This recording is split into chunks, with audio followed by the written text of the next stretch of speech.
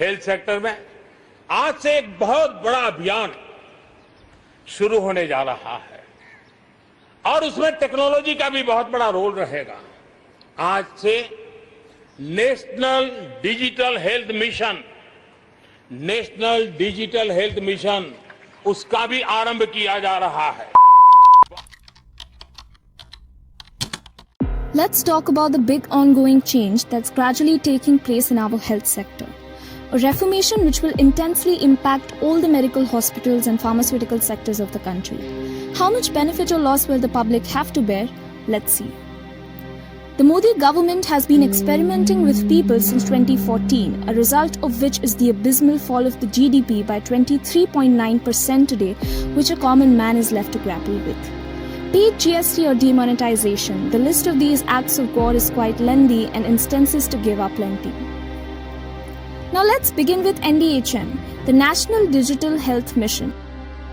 On August 15th, while addressing the nation on the occasion of India's 74th Independence Day, PM Modi officially launched the National Digital Health Mission, wherein every Indian would get a health ID card that would contain all relevant information of his or her medical history. PM Modi said, users' confidential medical data such as prescriptions, diagnostic reports and discharge summaries will also be stored in order to improve the efficiency, effectiveness and transparency of the health services in the country. Right now, the scheme is being initiated as a pilot project in 6 different union territories of the country. Now let's talk about what the PM may not have stated in his speech. Followed by his speech on August 26th, the NHA released the draft health data management policy on its public domain for public feedback, which can be submitted till the 21st of September, latest by 5 p.m. Do read the draft and please submit your feedback. Now, interestingly, the 23-page long draft, which for your information was released in only one language, that is English, drew our attention towards some really alarming points.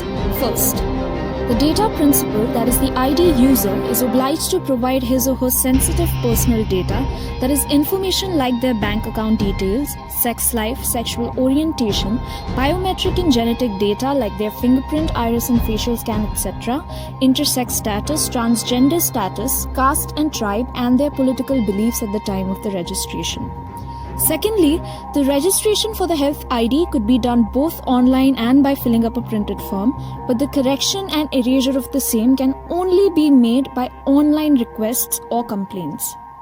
Now thirdly, as per the rights of the ID user in the draft, you can only control information pertaining to your personal data, which are characteristics and features that give you a unique identity and not your sensitive personal data, that is, you will not have any control over the distribution or erasure and closure of your sensitive personal data. Now the discussion here is, how effective can the implementation of a policy like this be in a country like India, where only 50% of the population has access to the internet and only 10% are English speakers? What good will it do when more than half the people are already deprived of the privilege to be able to regulate their health IDs by themselves? And what at all does a person's political belief or their caste and religion have to do with their medical health? Do give these questions your peace of mind while you're filling up the feedback form. Now, although the Digital Health Mission has been announced recently by the PM, its foundation took place last year on the 18th of November in 2019 when our Union Health Minister Dr. Harsh Vardhan had signed a formal MOU with the Bill and Melinda Gates Foundation.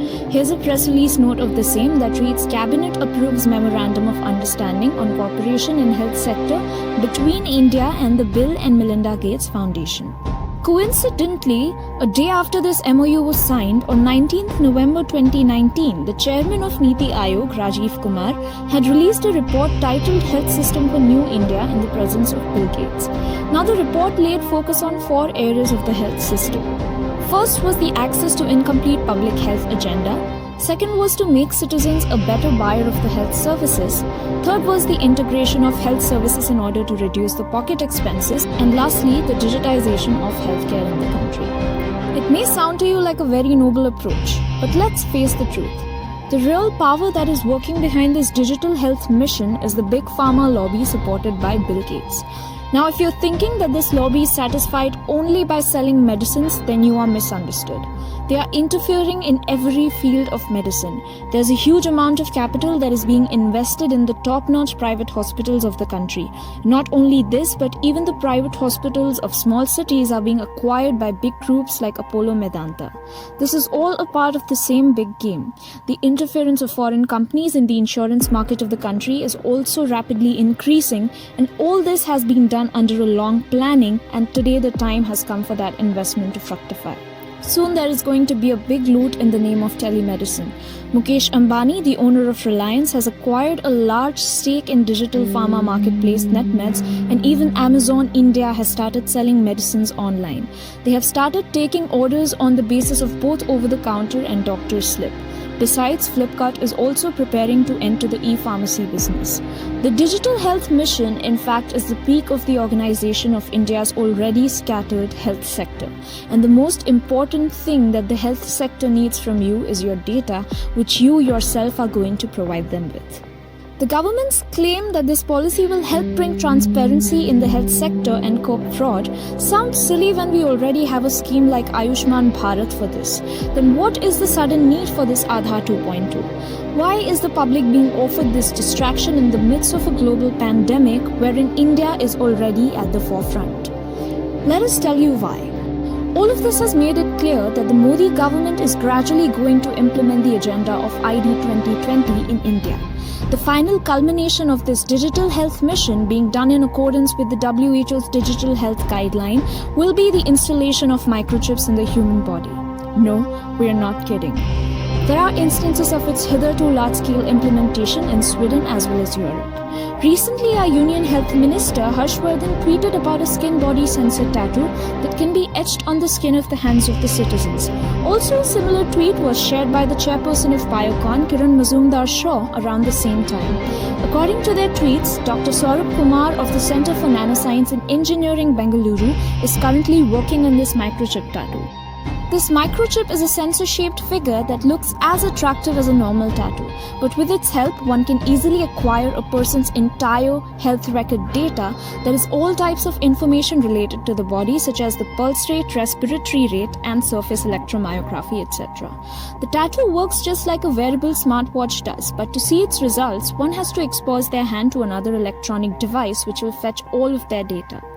Now, interestingly, the RFID sensors can also be used in this wearable sensor tattoo. RFID, that is radio frequency identification, is a technique often used in malls. It does not require any kind of power or internet connection. For example, when someone leaves the mall without paying the bill or steals something, a sensor rings when they exit through the gate. This is the wonder of the RFID tag. Nowadays, it's also being used at several toll points in India, and even the Indian Railways is inserting these RFID tags on about 350,000 passenger coaches and freight coaches of the railway so that they can be monitored. This tattoo will also work as a digital ID in the future. Now, the talk of the Indian scientists in these tweets may be to keep us in the lurch that this is a technology developed by India, where the truth is that Google has already patented the technology of such e-tattoos 7 years ago. Right now it is being linked to health monitoring, but its purpose is different. Today in this corona era, the Health Minister of India is tweeting about this, and soon it will be implemented in the name of every citizen's health and safety. I'm not saying it will be implemented from tomorrow, but prepare yourself to be Atmanirbhar for this upcoming change.